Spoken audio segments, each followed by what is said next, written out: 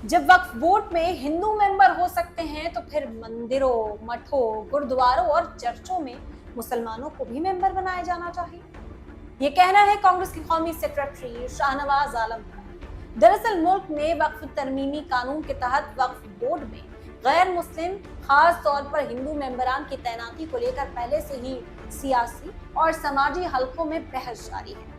मुख्तलिफ मुस्लिम तंजीमों और अपोजिशन जमातों ने इस फैसले पर एतराज जताते हुए इसे वक्फ के मामलात में दखलंदाजी करार दिया है, जबकि सरकार इसे शफाफियत और बेहतर इंतजाम की सिमत में उठाया गया कदम बता रही है।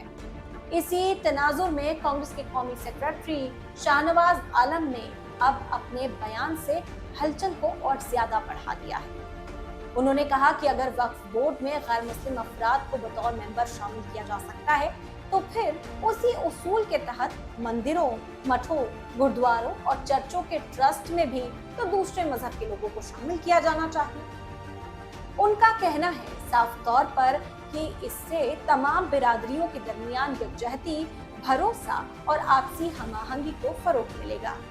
उन्होंने सवाल उठाया कि अगर वक्फ बोर्ड में गैर मुस्लिम मेंबरान की मौजूदगी की शफाफियत के लिए जरूरी समझा जा रहा है तो फिर मंदिरों और मठों के ट्रस्टों में भी यही उसूल लागू करने से गुरेज आखिर क्यों किया जा रहा है। शाहनवाज आलम ने यह भी कहा कि इस्लामी रिवायत के मुताबिक कोई गैर मुस्लिम भी खैराती मकासद के लिए जमीन वक्फ कर सकता है।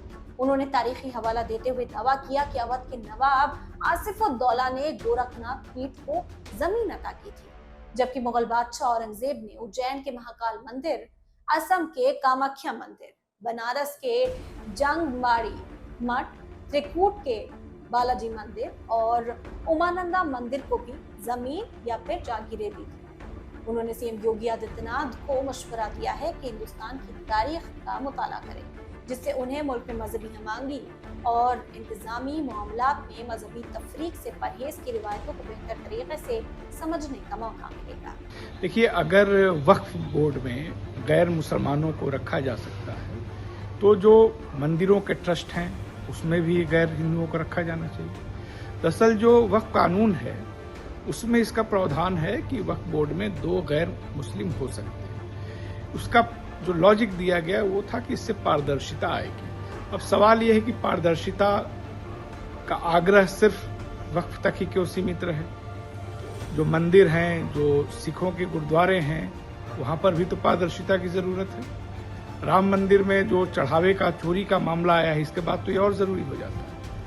असल जो इस्लामिक परंपरा रही है उसमें कोई भी जो मुसलमान नहीं है वो भी वक्फ कर सकता है। जैसे पंजाब में बंटवारे के बाद एक बहुत बड़ा हिस्सा जब वहां रह गया मुसलमानों का, तो उनको कब्रिस्तान के लिए सिखों ने अपनी जमीनें वक्फ की। तो कोई भी वक्फ कर सकता है, इसमें कोई दिक्कत नहीं है। और ट्रस्टों में भी रह सकता है, इसमें भी कोई दिक्कत नहीं है। हमारे समाज में ऐसे बहुत सारे कमेटियां रही हैं, धार्मिक कमेटियां, जिसमें दूसरे समुदाय के लोग रहे हैं। तो ये तो एक अच्छी परंपरा है, लेकिन नियत होनी चाहिए।